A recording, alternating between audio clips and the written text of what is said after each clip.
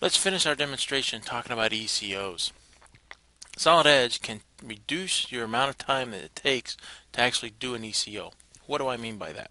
Well, Solid Edge, how you can communicate between division to division or group within group is through what we call a package collaboration file. What is that? Well, a package collaboration file, remember back in the old days when we used to take folders and we put our drawings in there, we put pictures in there, and we also put a document inside of there that talked about what changes need to be made. And today in the electronic world, we use Word. We use 2D drawings electronically. We use 3D parts. And with our package collaboration file, as you see here, we can keep all that information in one file now called the package collaboration file. And as you see here, we have a Word document that is actually talking about the changes that we need to be made. And we also have pictures that reside inside of here as well. Now, the package collaboration file can house any type of file, whether that be an Excel file, whether that be actual pictures of the problem, but we can place that inside of there. And let's just take a look at how we can monitor the 3D information that is being placed. And so someone goes out, they open up the drawing, they open up the assembly, and they actually go to the area in 3D and display out here with our markup tools what needs to be changed. And they're giving us some indication that we need to take this area, we need to move it back a certain distance towards the rear, and all this information is recorded by the author who actually makes it. And you can also respond to a markup, so we always keep track of who's making these markups and who's communicating this information, so if you need to go back and ask any questions. And so we see the changes that we need to go through and make for our model in 3D. But what does it look like in the 2D? Well, we can take a look at that, and it's the same type of process. You simply just double click on that markup. We can respond to it again. But we see the changes in 2D. We also see the other tabs in our drawing also down here at the bottom. So how do we go through and make our change? Well, we can simply, from the view and markup program, we can open this up directly inside of Solid Edge. We see the draft file, and we simply just want to go into the assembly and start making our changes. Now, in making our changes, we're going to take advantage of the synchronous technology that is within inside of Solid Edge. Synchronous technology allows us to go through, quickly make some changes, like I just want to grab certain parts and certain faces of parts, and I want to make those change. So it's just like window selecting and stretching, but we're also going to be utilizing live rules. And in this case, we're going to be telling Solid Edge to turn off some of these, because the user has complete control over how the parts are going to be changed through live rules. Live rules enables us to see and the system automatically make changes based on geometric constraints of the entire model, and the user has complete control over those changes.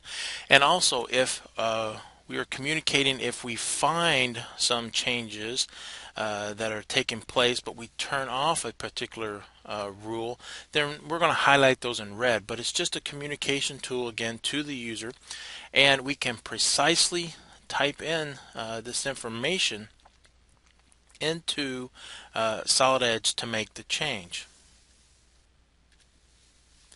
And you can see that we made the change, but let's talk about really what happened here. Is that we have faces that we've moved, but we've also moved parts, and we've moved faces of another part. So we made edits to two part files at the same time right inside of the assembly environment. No other CAD system outside of PLM, Siemens PLM, can touch that, can even do that type of operation. And that saves you time, again, in making your changes to your ECOs, or inside of your ECOs. And here we just want to add some more changes, and again we need to move this one 25 millimeters towards the front of the vehicle. And you see that we're selecting two different parts and the faces of those, and we're going to be able to move those. And again, Synchronous technology is going to help us out with this. Now, we do have the same faces on the other side of the part, and so Solid Edge is going to pick that information up, and again, we can precisely put in the dimension that we want to change, and the system goes through and makes those changes for us. And so we can see that we've made this change, but we also look on the other side and that we've made the exact same change to the other side. Now, symmetry was turned off, but because of the other live rules like coplanar and coaxial, it saw those changes and made them at the same time. So you can see the flexibility that we have inside of Solid Edge in making these changes. One of the other benefits to making your change and getting them done quickly is the ability to select what we like to call live section. And so this is like a section view inside of your part file rather than your draft file, and you can go through and see that section. That's the section along there. And I just want to make sure that I have my symmetry turned on, because in this case we do have symmetry in place with this part, and I just want to make a simple change. The ECO told us that we need to go from 35 to 30, and it's going to go through and make those changes. And Live Rules helps us, makes that change, makes it quickly, all from within inside of the assembly environment. Didn't have to go down into the part, and so we're maintaining the true fit and function of our assemblies. Now, in every case, whenever you're working, you always have someone come up to your desk and they say, hey, I see you're working on this particular part. We have a quick change. And they don't go through the ECO process or anything like this, but they say, hey, we forgot to add paint and oil to our assembly. These are non-graphical parts, and we want to be able to add those. And so you can simply, at any point in time, just go out, add this information.